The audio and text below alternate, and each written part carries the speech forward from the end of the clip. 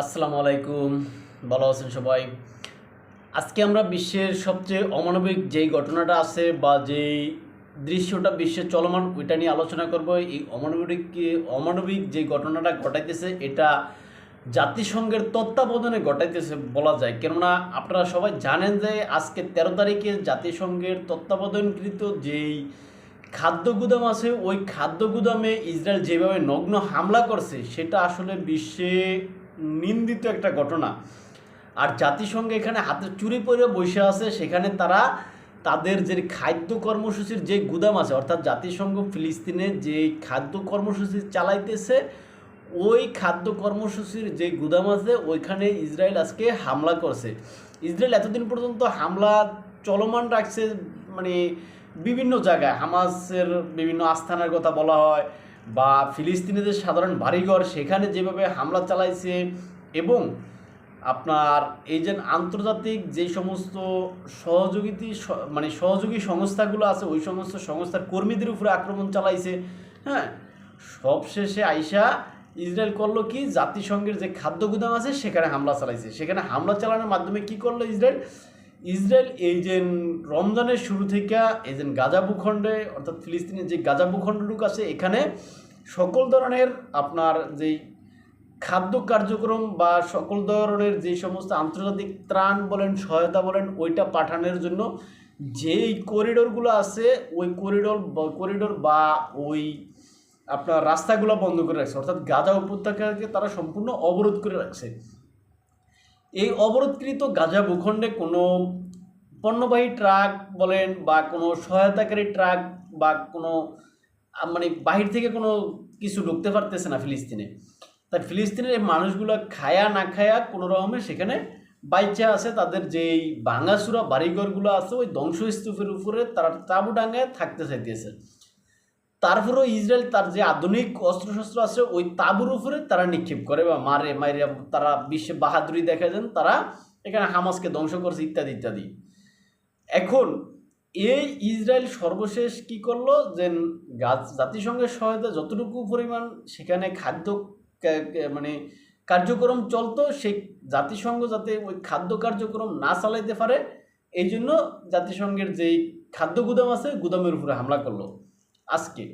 এখন এই হামলা করিয়া মূলত ইসরায়েল চাইতেছে যে এখান থেকে যে গাজাবাসীরা বা এখানে যে বাসিন্দারা সেখান থেকে সরে যাক, সরে গেলে ইসরায়েলের ওই ভূখণ্ডটা দখল করতে ইসরায়েলের জন্য সুবিধা।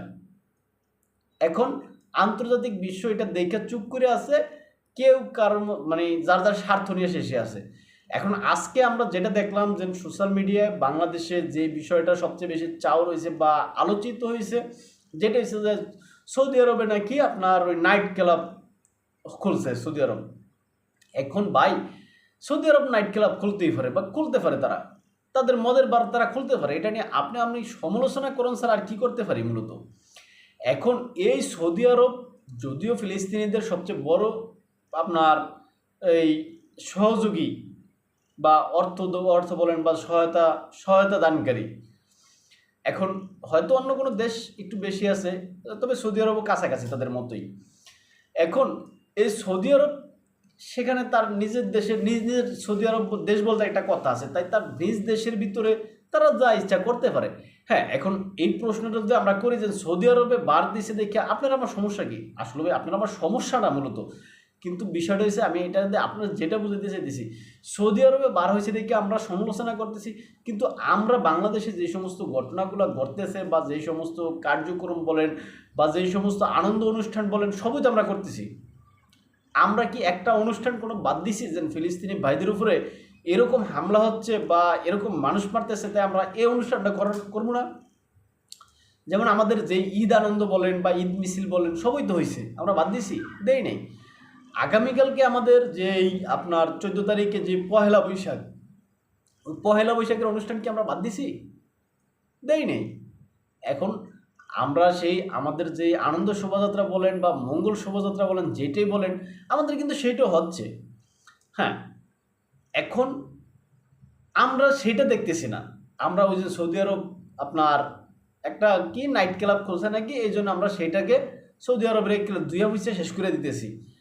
আসলে ভাই আমরা যেরকম আমাদের কোনো অনুষ্ঠান ছাড়তে পারি না, সৌদি আরবও তার জনগণকে দেয়া তার যে প্রতিশ্রুতি আছে যে তারা সেখানে মানে তাদের তেলের উপরে যে নির্ভরতা আছে ওইটা কমাইবে, তাদের যেই আপনার এই যে বিভিন্ন মানে সাংস্কৃতিক অনুষ্ঠানগুলো তারা এখন মানে ওপেনলি করবে, এটা তো তারা পূর্বে ঘোষণা দিছে, এমবিএস আইসা ঘোষণা দিছে। তাই এই অনুষ্ঠান এগুলো এরকম হবে, দেখবেন সামনে সৌদি আরবে অনেক কিছু হবে। তাই এটা নিয়ে আমরা বৈশা না থেকে বরংস আমরা নিজেরা গাজাবাসীর জন্য বা ফিলিস্তিনি ভাইদের জন্য কি করেছি বা করতে পেরেছি এইটা আমাদের দেখা উচিত। হ্যাঁ, আপনারা বলতে পারেন যে আপনারা এই যে মার্চ ফর গাজা বিরাট কর্মসূচি পালন করছি, আসলে ভাই একটু বলেন এই যে মার্চ ফর গাজা কর্মসূচি, হ্যাঁ পালন করছি আমরা, আমিও সেটা মানুষের যাওয়ার জন্য মানে ইন্সপায়ার করছিলাম, আপনাদেরকে মানে যাওয়ার জন্য মানে অনুরোধ করছি বা আমন্ত্রণ জানাইছিলাম। এখন আসলে এটা করে আমরা মানে মূলত কি অর্জন করতে পারছি? গাজাবাসীদেরকে দুই মুঠ বাদ দিতে পারছি না। গাছ সেখানে যেন গাজার গণহত্যা বন্ধ হোক সেটা বাদ দিতে পারছি না। সেখানে গাজার দখলদারিত্ব মানে যেটা করতেছে সেটা বন্ধ হয়েছে আমাদের কারণে না।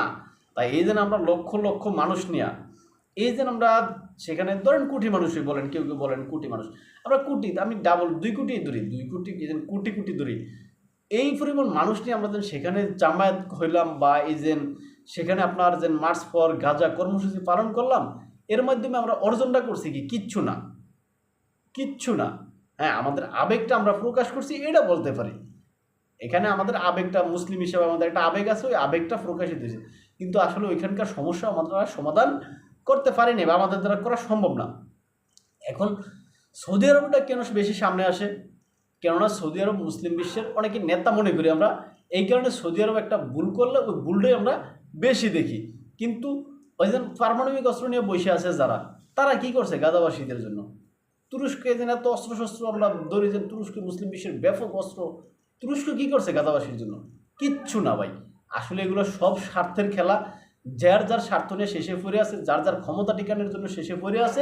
কিন্তু আসলে অরিজিনালি গাজাবাসীর জন্য বা গাজাবাসীদের জন্য মনে প্রাণে যেন কাজ করবে এরকম কেউ করতেছে না।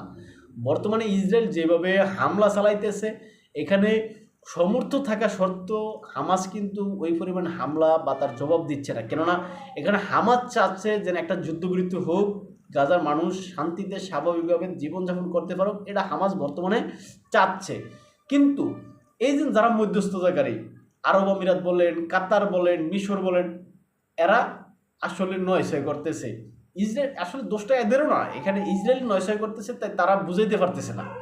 এই যে আরব আমিরাত বলেন, মিশর বলেন, তারপরে যে কাতার বলেন, এরা বুঝাইতে পারতেছে না।